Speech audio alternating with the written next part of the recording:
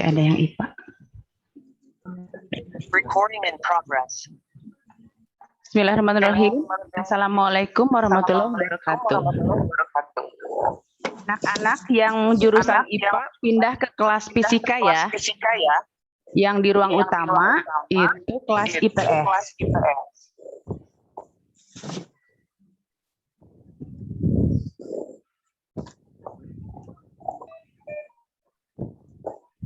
Sekali lagi, untuk anak-anak yang jurusan IPA, pindah kelasnya ke kelas fisika. Cari breakout room, pilih kelas fisika.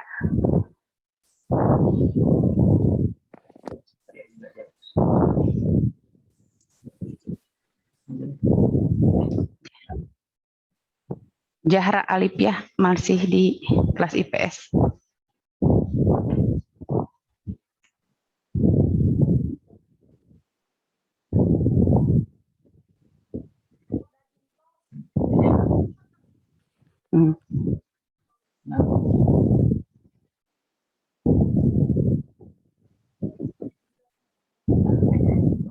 Ya.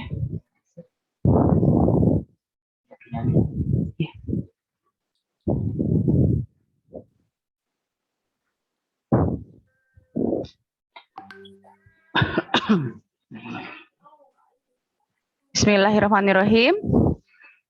Anak-anak, kita mulai ya. Kalian apa kabar? Semoga sehat, semoga lagi bahagia. Untuk kesempatan pembelajaran tambahan ini, kita membahas tentang pelajaran yang sudah kita bahas sebelumnya dulu, untuk lebih memastikan apakah kalian sudah mengerti atau tidak.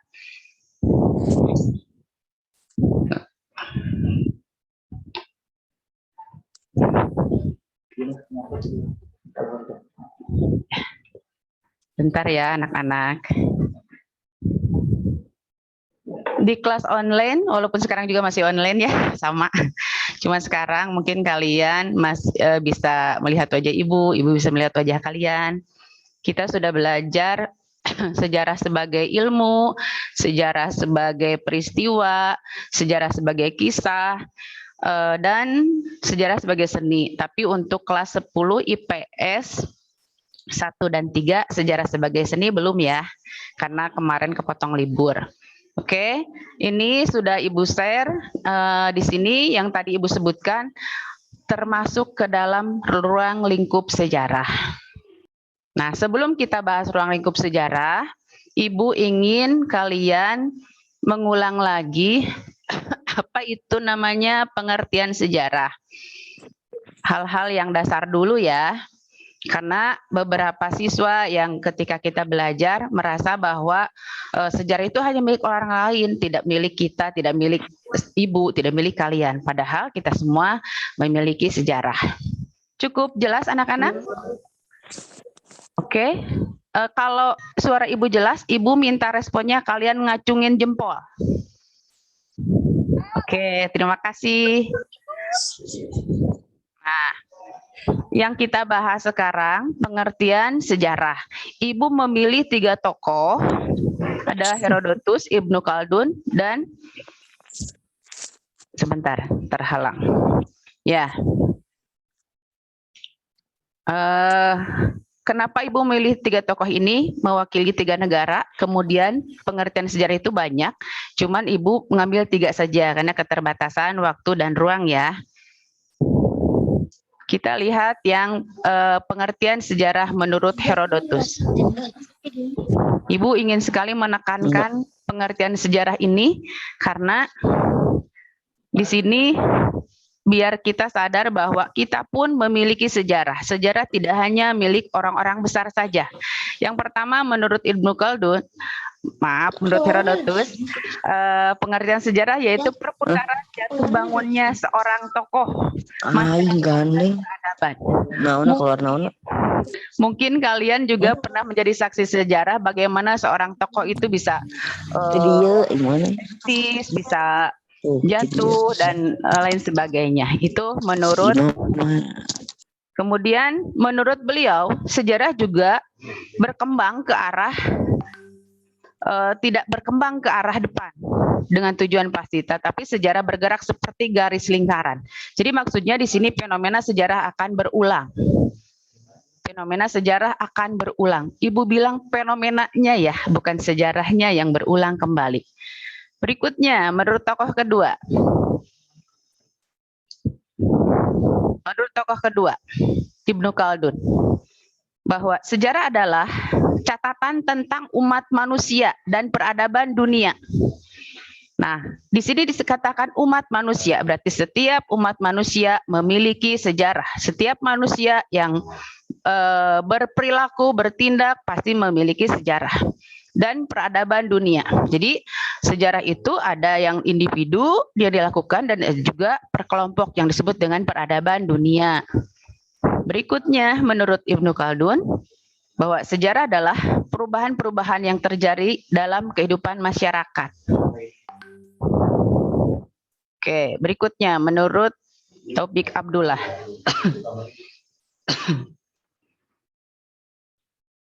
Menurut beliau, sejarah itu adalah tindakan manusia dalam jangka waktu tertentu pada masa yang dilakukan di tempat tertentu. Ini tentang pengertian sejarah. Bisa dipahami apa itu sejarah?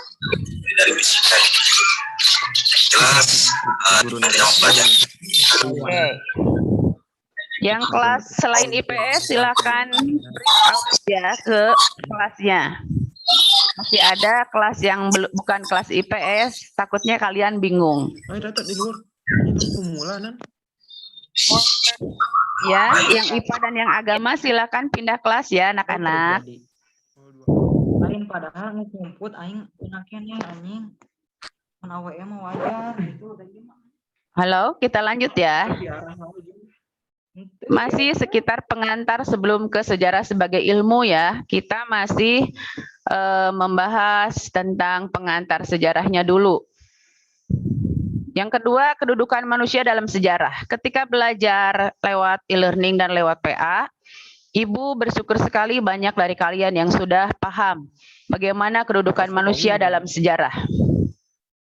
Nah, yang pertama, kedudukan manusia sebagai objek sejarah.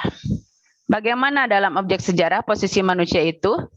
Yaitu manusia hanya bercerita sejarah dalam manusia dalam objek sejarah. Jadi menceritakan tentang manusia dalam ruang dan waktu. Kalian masih ingat ya unsur sejarah ya? Unsur sejarah manusia, ruang, dan waktu. Jadi sejarah suatu peristiwa yang berkaitan dengan objeknya berupa manusia, tidak ada sejarah selain manusia. Jadi binatang tidak punya sejarah ya. Dan ruang sebagai tempat berlangsungnya, waktu sebagai terjadinya sesuatu.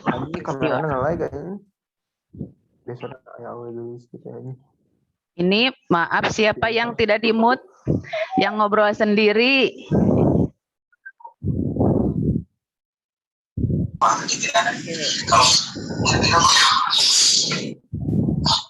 Yang kedua, manusia sebagai objek, yaitu objek sejarah menunjukkan bentuk perubahan atau perkembangan aktivitas manusia dalam dimensi waktu atau masa lalu. Kedudukan kedua dalam sejarah, manusia berperan sebagai subjek. Apa itu subjek? Yaitu pelaku sejarah. Loba gitu ya ini. Tuh anjing loba gitu. Kata saya di anak. Kemudian pelaku sejarah merupakan orang yang terlibat dalam peristiwa sejarah. Kemarin kita memperingati 17 Agustus tahun 1945. Dalam peristiwa proklamasi tersebut siapa yang menjadi subjek sejarah? Ada yang bisa jawab? Ya, Oke, Soekarno Lenggo. ya. Mana mutusin gerak. Oke, selanjutnya kita masuk ke ruang lingkup sejarah. Anjing. Anjing SPD teka tingali. Sebentar ya anak-anak. Ada gangguan. Aing mun ngabejaan heula mah. Ayo. Aing keur leumpang dek ningalian we aya quest. Boga Bahasanya bodoh. mereka. Nah, aing ditembak. Ya, headshot hoki deh. Bangga. Oke, selanjutnya. Ruang lingkup sejarah. Ini yang sudah kita bahas ya anak-anak. Ruang lingkup sejarah terdiri dari sejarah sebagai ilmu, sejarah sebagai peristiwa, sejarah sebagai kisah, sejarah sebagai seni. Nah, yang pertama kita bahas sejarah sebagai ilmu. Tilu. Bisa dikatakan sebagai ilmu karena sejarah itu memiliki ciri-ciri. Di antaranya menurut Kuntowijoyo, sejarah memiliki bersifat empiris. Apa itu empiris? Kemarin sudah Ibu tanyakan di beberapa kelas ya. Empiris itu jadi sejarah harus berdasarkan pada peristiwa yang benar-benar terjadi. Sejarah tidak boleh berdasarkan pada cerita yang berupa hayalan atau karangan seseorang. Harus pada peristiwa yang benar-benar terjadi. Kemudian sejarah juga mempunyai objek. Objek sejarah apa? Yang tadi kita bahas yaitu manusia. Kemudian sejarah juga mempunyai teori. Kemudian berikutnya mempunyai generalisasi. Jadi kebenarannya disimpulkan sebagai berdasar pada kejadian yang ada dan mempunyai metode. Metode ini prosedur yang harus dimiliki oleh sejarah dalam sebuah penelitian. Dan nanti 2 KD ke depan kita akan membahas penelitian sejarah. Nah, ini metodenya nanti kita pelajari ya anak-anak. Selanjutnya, fungsi sejarah sebagai ilmu. Sejarawan kita Nugroho Susanto menyatakan kalau sejarah itu memiliki 3 fungsi, di antaranya fungsi rekreatif. Nah, ini sering kita lakukan ya. Kalian mungkin juga kalau tidak ada pandemi, kita bisa melakukan atau mendapatkan fungsi dari sejarah, yaitu fungsi rekreatif. Di antaranya kita bisa rekreasi. Seperti apa rekreasi dalam kepada tempat-tempat yang bersejarah? Kalau kalian mengunjungi candi juga itu merupakan refleksi dari sini ya, fungsi rekreatif. Kemudian seperti yang lainnya juga bisa sumber sejarah yang lain atau peninggalan sejarah yang lain. Selain mengunjungi situs sejarah, kita juga bisa melakukan rekreasi sejarah ini dengan membaca buku. Jadi seolah-olah ketika kita membaca buku, kita itu berada di tempatnya. Pernah nggak kalian melakukan itu? Membaca buku dan merasa terpesona dengan yang diceritakan dalam buku itu. Dan kalian merasa tertarik ingin mengunjungi tempat bersejarah itu. Ibu yakin kalian pernah ya. Karena situs-situs sejarah itu sangat-sangat menarik. Berikutnya, fungsi sejarah. Berikutnya, fungsi inspiratif. Nah, dengan memiliki sejarah, kita itu jadi memiliki identitas bangsa dan mendorong kita untuk berjuang. Nanti di kelas 11, kalian akan melihat bagaimana bukti-bukti sejarah yang memberikan fakta bahwa kita adalah bangsa yang besar. Dan ketika kita yakin bahwa kita adalah bangsa yang besar, maka kita akan lebih semangat lagi untuk maju. Karena dulu pun nenek moyang kita orang-orang besar, kenapa kita tidak bisa menirunya? Begitupun fungsi berikutnya, fungsi instruktif. Nah, ini nanti berkaitannya dengan pembelajaran ya. Misalkan kalian mendapatkan tugas apa dalam pelajaran, nanti berkaitan dengan fungsi instruktif. Oke, selanjutnya adalah ruang lingkup sejarah yang kedua, yaitu sejarah sebagai peristiwa. Nah, kemarin kalian masih pada bingung ya, apa itu sejarah sebagai peristiwa? Oke, selanjutnya walaupun masih ada suara-suara yang mengganggu, kita abaikan ya, kita fokus dengan KBM kita. selagi ada kesempatan untuk bisa mendengar langsung.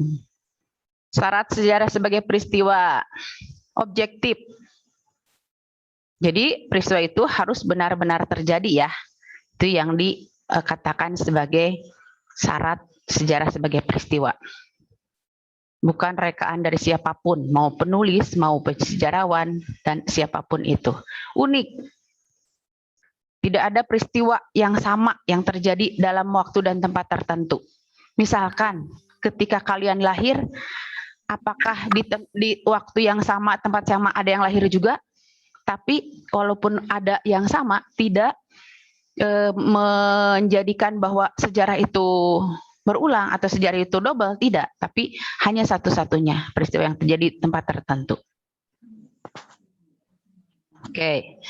Sejarah juga merupakan peristiwa yang penting. Dari sekian banyak peristiwa yang terjadi, peristiwa pentinglah itu yang direkam menjadi sejarah.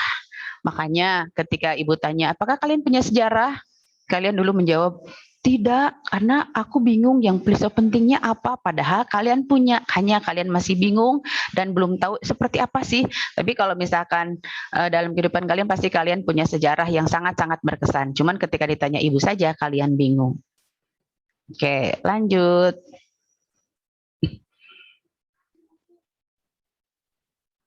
Ciri-ciri sejarah sebagai peristiwa. Sejarah merupakan peristiwa yang abadi, tidak berubah, dan peristiwa itu akan tetap dikenang sepanjang masa. Contohnya buat bangsa Indonesia yang kemarin terjadi ya, proklamasi itu peristiwa yang sangat luar biasa, sangat besar pengaruhnya buat bangsa Indonesia, sampai bangsa Indonesia itu akhirnya mendapatkan kemerdekaan. Dan peristiwa itu tidak pernah berubah, walaupun setiap tahun terjadi atau ada tanggal 17 Agustus, tapi berbeda dengan 17 Agustus tahun 1945. Yang kedua, peristiwanya unik, terjadi seumur hidup, tidak akan pernah terulang lagi. Seperti tadi, peristiwa 17 Agustus, proklamasi kemerdekaan oleh Soekarno dan Hatta, itu hanya terjadi sekali. Walaupun berikutnya Soekarno dan Hatta bisa memproklamasikan ulang, tapi waktu tidak bisa kembali ke sebelumnya. Makanya dalam sejarah itu adalah peristiwa yang unik.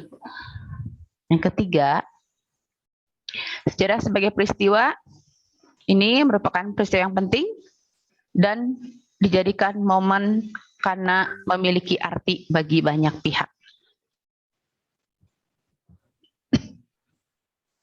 Oke, selanjutnya.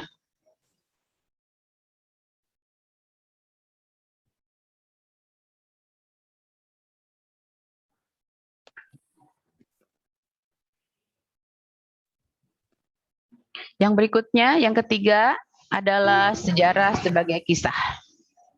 Ini kemarin Ibu minta kalian membandingkan ya, apa bedanya sejarah sebagai peristiwa dan sejarah sebagai kisah.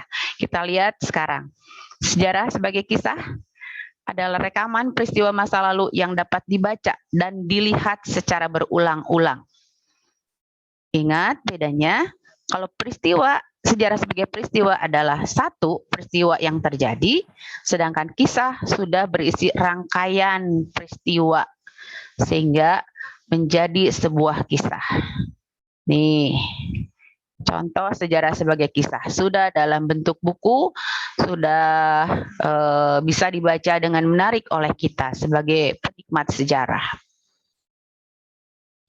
Nah, kemarin juga ketika kita bahas sejarah sebagai kisah, di antara kalian sudah bisa membedakan bahwa sejarah sebagai kisah itu sudah ada subjektivitasnya. Ya, karena subjektivitas ini sudah dihiasi oleh interpretasi. Apa itu interpretasi?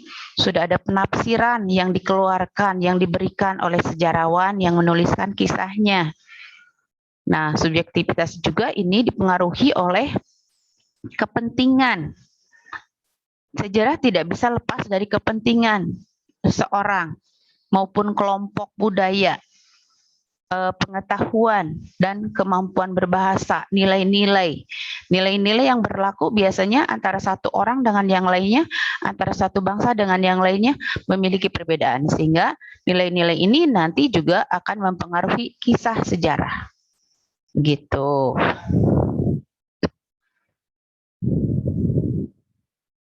Oke, anak-anak, kita lanjut lagi. Yang terakhir, belum terakhir, masih tentang sejarah sebagai kisah. Ada sejarah lama. Sejarah lama ini disebut old history. Ini lebih mengutamakan pada unsur kejadian, peristiwa, kisah, serta urutan kejadian. Sedangkan sejarah baru atau new history ini lebih fokus pada masalah, bukan pada peristiwa dan urutan kejadian. Nih, subjek dalam sejarah sebagai kisah. Kemudian, tema dari kajian sejarah sebagai kisah ada sejarah politik, jadi sejarah juga membahas politik ya anak-anak. Kemudian ada sejarah sosial, ada sejarah ekonomi, sejarah pemikiran,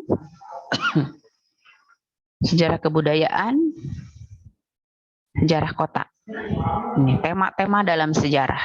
Jadi ruang lingkup sejarah sangat luas.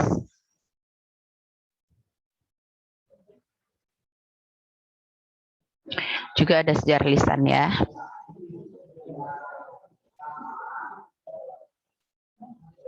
Nah, selanjutnya kita masuk ke poin keempat.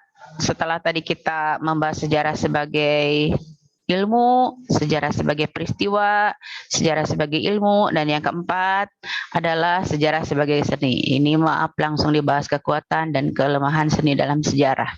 Jadi sejarah juga memiliki unsur seni. Karena apa? Karena penulisan dalam sejarah juga harus bagus, memiliki bahasa, memiliki yang membuat sejarah itu bisa menarik untuk dibaca. Karena banyak dari kita yang tidak suka sejarah, karena sejarah dianggapnya ilmu yang second class atau apa. Padahal sejarah bagi kita sebagai orang Islam itu penting dan menentukan. Kalau kalian tidak percaya sejarah penting dalam Islam, mungkin kalian bisa melihat Al-Quran, sebagian besar isinya adalah sejarah. Bagaimana nabi-nabi terdahulu itu ada, bagaimana kita harus mencontoh nabi-nabi terdahulu, terutama nabi besar kita, Nabi Muhammad SAW. Ini untuk Kamelia, kayaknya salah kelas ya. Harusnya kelas fisika. Silakan cari breakout room, masuk ke kelas fisika ya. Kasihan jadi bingung, karena sehari-hari nggak dapat sejarah peminatan, sekarang belajarnya sejarah peminatan.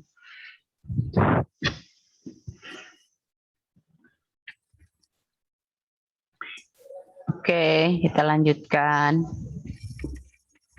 Nah, ini sejarah sebagai seni. Jadi secara umum, sejarah sebagai seni memiliki kekuatan dalam karakterisasi dan struktur atau alur penulisan. Alur penulisannya harus bagus, harus menarik, biar yang membaca itu tidak jenuh ya. Kemudian,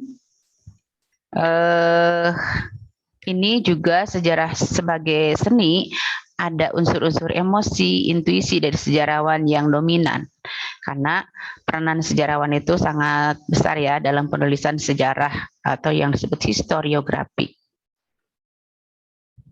Tapi dalam sejarah sebagai seni juga kebebasan si penulis atau sejarawan itu dibatasi. Tetap harus memperhatikan unsur-unsur ilmiah yang berlaku. Tidak boleh terlalu mendominan seninya dan mengabaikan data dan fakta yang ada. Oke, berikut yang sejarah sebagai seni harus dibatasi ya. Jadi dalam penulisan sejarah sebagai seni harus dibatasi karena berbenturan dengan unsur-unsur ilmiahnya, prosedur ilmiahnya. Nah, menurut William Dilthey, seorang sejarawan dan filsuf modern, sejarah itu merupakan pengetahuan tentang rasa. Sejarah tidak hanya mempelajari yang bergerak dan berubah atau yang tampak di permukaan, tetapi juga sejarah itu mempelajari motivasi yang mendorong terjadi perubahan atau bagi pelaku sejarah. Hal tersebut mendorong sejarah sebagai seni. Jadi setiap orang pasti punya seni, begitupun dalam sejarah harus unsur seninya tidak bisa diabaikan untuk menarik minat bagi orang lain yang ingin menikmati sejarah. Nah, ini berikut sejarah memerlukan unsur-unsur seni, unsur-unsur berikut yang terkandung dalam sejarah sebagai seni, yaitu intuisi, imajinasi, emosi, gaya bahasa. Ya, gaya bahasa sangat diperlukan ya, biar menarik ya. Demikian pembahasan tentang ruang lingkup sejarah. Terima kasih perhatiannya. Mungkin bisa kalian ada komunikasi sama Ibu, sehingga apa yang tidak kalian pahami bisa kalian tanyakan. Mungkin yang mau bertanya boleh, kita masih punya waktu ya. Boleh kalian buka ininya, di-unmute saja kalau mau bertanya, boleh. Dari sekian kali pertemuan, mungkin ada yang ingin kalian tanyakan, yang tidak kalian pahami. Untuk kelas IPS 1 dan 3. Untuk kelas 10 IPS 1 dan 3, sejarah sebagai seni belum kita bahas ya. Yang barusan mungkin bisa sedikit memberikan pencerahan. Jadi kalian bisa tahu bahwa sejarah juga memiliki unsur seni. Ya, ada yang ditanyakan? Atau cukup jelas?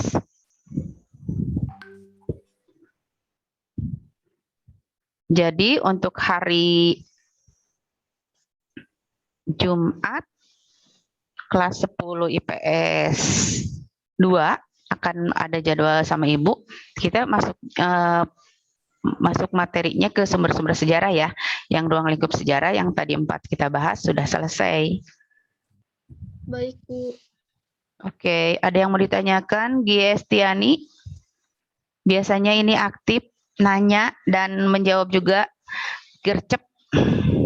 Untuk saat ini belum ada, Bu. Oke, tapi cukup jelaskah materi yang Ibu sampaikan? Alhamdulillah jelas. Oke, jadi mengerti ya, tentang sejarah. Dan Ibu yakin kalian sekarang merasa percaya diri bahwa kalian pun memiliki sejarah. Sejarah tidak hanya milik Soekarno, tidak hanya milik Muhammad Hatta, tidak hanya milik orang-orang besar, tapi kita juga memiliki sejarah. Cuman kadang kita abai bahwa kita itu memiliki peristiwa-peristiwa penting dalam hidup kita. Oke, selain Giestiani ada yang mau komentar?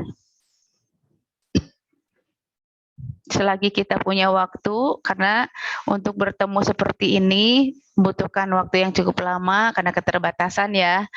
Mungkin, tapi mudah-mudahan ke depannya nggak mesti Zoom, kita bisa tatap muka. Oke, kalau tidak ada pertanyaan, mungkin kita akhiri saja karena walaupun waktunya masih ada ya, daripada ya. Ada yang mau nanya, ini masih ada yang nyasar, kasihan yang kelas yang selain IPS.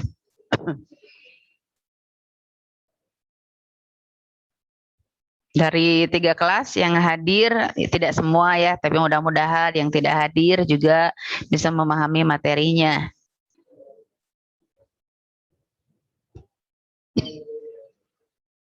Yang kameranya ditutup sayang sekali, padahal dalam kesempatan ini Ibu ingin sekali melihat wajah kalian.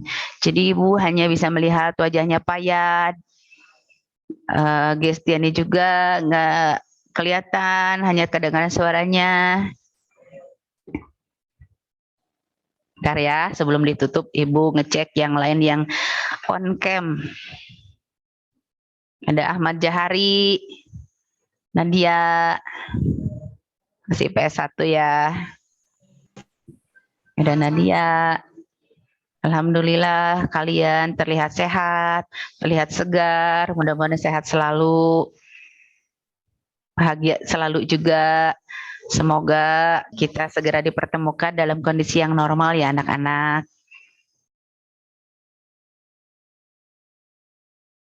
Oke. Kalau memang tidak ada pertanyaan ya.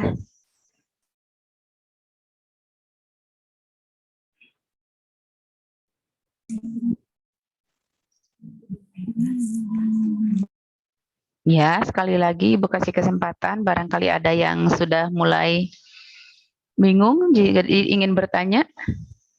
Tapi sepertinya kalian paham. Insya Allah kita lanjut ke materi selanjutnya ya, Kadek. Berikutnya, dalam pertemuan selanjutnya kita bahas sumber sejarah. Karena sekarang kalian paham, insya Allah ini yang tadi kita bahas itu merupakan basic dari ilmu sejarah. Dan kelas 10 kalian mendapatkan ilmu dasar dulu dalam sejarah. Tentang bagaimana prosedurnya sejarah, tentang bagaimana apa saja yang dia katakan sumber-sumber sejarah.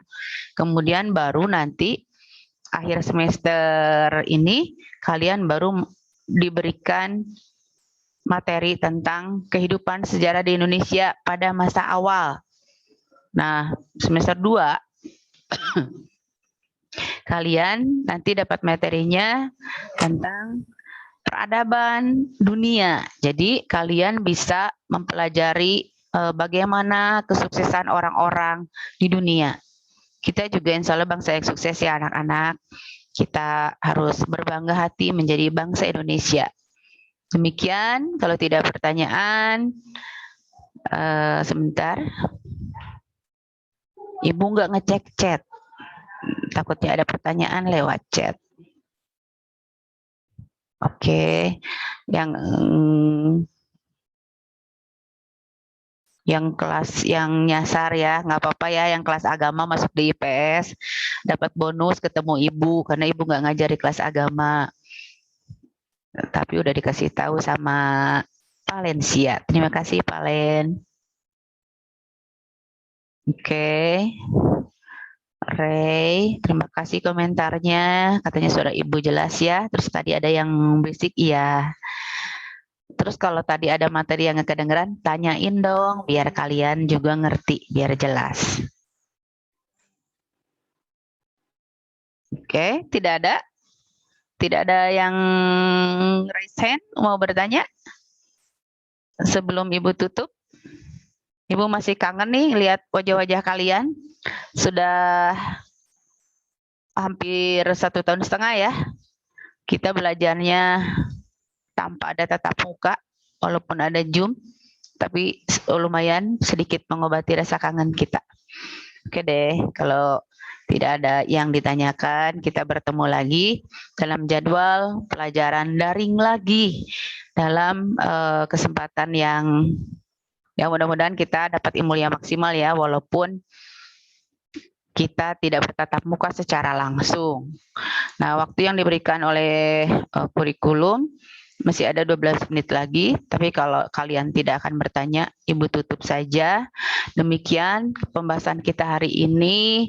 Semoga ilmu kita berkah, semoga kita menjadi orang-orang yang tinggi derajatnya di hadapan Allah karena kita mencari ilmu. Demikian, Ibu pamit. Assalamualaikum warahmatullahi wabarakatuh.